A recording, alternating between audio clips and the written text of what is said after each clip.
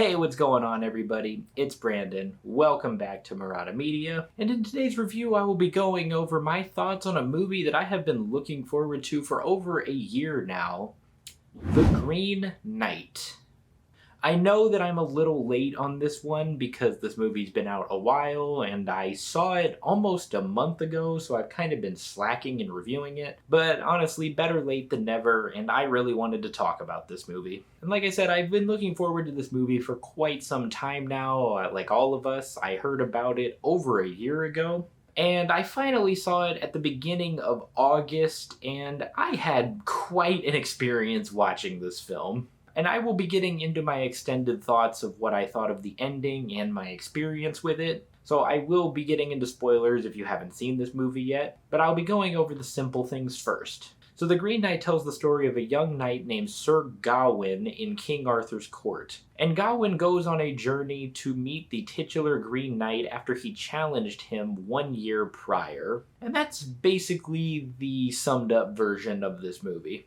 And let's get the obvious out of the way first. This movie has some pretty remarkable acting, in my opinion. Led by Dev Patel, he steals the show. This is absolutely his movie. I mean, he is the star, and we follow him throughout the entire runtime, but this is definitely his moment to shine. And I thought he fit the role of Gawain very well, this young, naive knight who's just out to prove himself. And I don't know, there's something about Dev Patel that seems like he's the actual sort of person who would do this. And visually, The Green Knight is probably the most stunning movie of the year. So far, that is. Because, I mean, Dune and The French Dispatch come out in a little over a month, so I'm sure those movies will be visually stunning too, but right now, The Green Knight absolutely takes the cake. There's this wide array of shots, and all of them look like they could be just a still painting. They're that beautiful to look at. And the cinematography also helped the sense of world building. The scope that it has and the depth of field on the camera, it really lets you see a lot of the surrounding areas when we're focused on Gawain during this journey. And whenever Gawain ended up in a new area, I really wanted to know, like, okay, what happened here? I want to know the backstory behind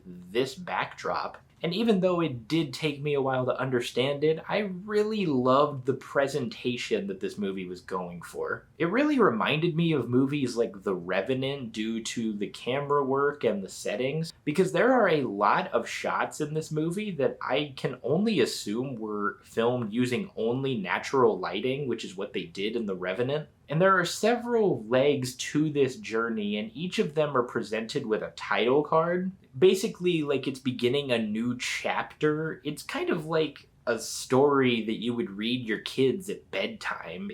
That's how the presentation came off to me, but I mean that in the absolute best way possible. Although some of the titles I really couldn't read because the font they used was just very difficult to make out, and they were only on screen for a few seconds. But that's just a nitpicky thing. That didn't kill the experience for me. And when you couple incredible cinematography and scope along with an incredible score, that just makes the experience 10 times better. The Green Knight easily has my favorite score of the year so far. Each song that they played during certain moments perfectly matched the tone of the moment. This is honestly a soundtrack I wouldn't mind buying on vinyl if I had a vinyl player. I might have to get on that. The makeup was also excellent. There's a few times where we see characters as if they were supposed to be older, and they actually do. That's an effect that in some movies doesn't look as good on camera. Like, you could just tell it's the same person who's the same younger age, and they just have makeup on to make them look older. But in The Green Knight, it actually looked like these characters had aged over time. And there's the Green Knight himself, who looks fantastic. The sound design was also really well done, and I don't know what it was exactly, but the sound that the Green Knight made when he moves, it's kind of like this creaking sound, like almost like a house settling. That's probably the best way I can describe it, because he's made of wood, so his body is going to creak as it moves, and I really have no idea why, but I found that sound to be very oddly satisfying. But a few things I did not like were a few of the editing choices. There's a lot of moments where the shots will fade into a new one, whether it be a cross dissolve or a dip to black. And honestly, I'm not really a fan of those transitions. I mean, yeah, they work in some moments, but in this movie, they just felt very out of place. And I can also perfectly understand why people said this movie is very pretentious, because it can come off that way. And movies that come off that way can be a little off-putting to some people, but for me, it really did not. But I think the biggest thing that everyone is talking about when it comes to The Green Knight is its ending. And like I said, I had quite an experience with this movie, and the ending really left me in a weird place. Because this movie's presentation is so confusing. When it ended, I was thinking, okay, what the hell did I just watch? I saw this movie with two of my friends, and both of them were willing to write this movie off as trash right when it ended. But I, on the other hand, said I do not feel that it's fair for me to place judgment on this movie when I don't fully understand it. So I did what any person would do. I went home and did a lot of reading. I did a lot of research about the original poem that The Green Knight is based on from the 14th century, and how some story elements differ from that poem to this movie, because there are a lot of differences, but I feel they were done in a purposeful way that enhanced the story even more. But the movie started to make a lot more sense when I realized that everything that Gawain experienced on this journey was a test. Because he goes on this journey to prove that he's worthy of being a knight, and every experience he has is just part of the test to see if he's worthy or not. Like, there's a young man that he comes across who feeds him some information, and he says, like, oh, is my information worth nothing to you? Because initially Gawain was going to give him nothing, but instead he gives him, like, one little token, and you could tell the guy's just like, that's it? Because a true knight in that moment probably would have given him a lot more. But when I took things like that into account, it started all to click in my head a little bit more. So what I think it is a giant test that was created by Gawain's mother to prove that he's worthy of being a knight. Because I've seen some other theories of people saying they think that this was all for Gawain to take the throne and his mother would be right at his side. But I honestly didn't really see that. I felt like it was more about a mother's love. Because right at the beginning of the movie, Gawain wakes up in a whorehouse and he comes home really early in the morning. And his mother sees him and she's like, where were you? And he says he was at church. Wow, even back then in the 14th century, men were lying about where they were the night before. But you can tell in this moment that Gawain's mother is very, very disappointed in him by this, because she knows that he wasn't at church, and she loves her son and truly believes that he's worthy of being a knight, so she put him to this test. Because when the Green Knight first enters King Arthur's court, it's mixed in with these inserts of her summoning him, casting some sort of spell to create him. And when he finally goes on this journey, everything he experiences, he fails pretty much miserably at all of them. And that's why I think Gawain is such a relatable character. He's not this hero, he's just an average guy. He doesn't know what the hell he's doing, so why would he pass each leg of this journey with flying colors?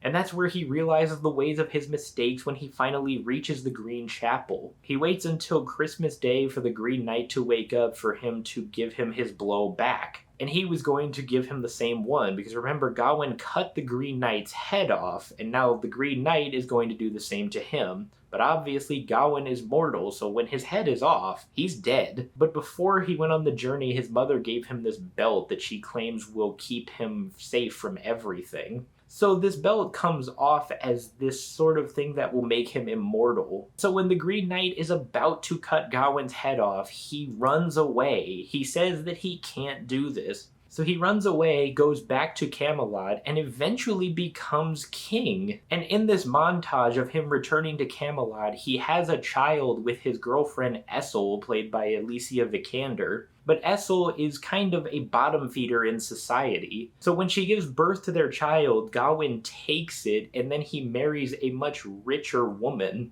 And then years down the road, his son dies in battle. And then soon after that, the kingdom falls and everybody in Camelot just despises Gawain. and soon the kingdom is taken and everybody slowly starts to leave Gawain's side. And then finally, when Gawain realizes that he has fucked up this moment immensely, he takes off the belt that his mother gave him. And as soon as he does, his head falls off his neck and rolls across the floor. But as it turns out, this was all just Gawain having a vision as the Green Knight was getting ready to cut his head off. So this may be seen as a cop-out, but I thought it strangely worked in this way. So when the Green Knight is ready to cut his head off, Gawain tells him to stop and he takes off his belt, knowing that the one thing that he has to protect him won't be there anymore. So he's ready to face his own death because he would rather die an honorable knight on this journey than become a very dishonorable king in the future who really died for nothing. And then that's when the Green Knight congratulates him for realizing what the entire journey was about. And the Green Knight tells him, "Congratulations, young knight." And then the last words of the movie, he says, "Now, young knight, off with your head." And the movie ends. And at that point, my friends and I were like, wait, what the fuck? But like I said, I wanted to go home and do some research before I made a judgment on it. And I'm so glad I did because I really loved this movie's ending.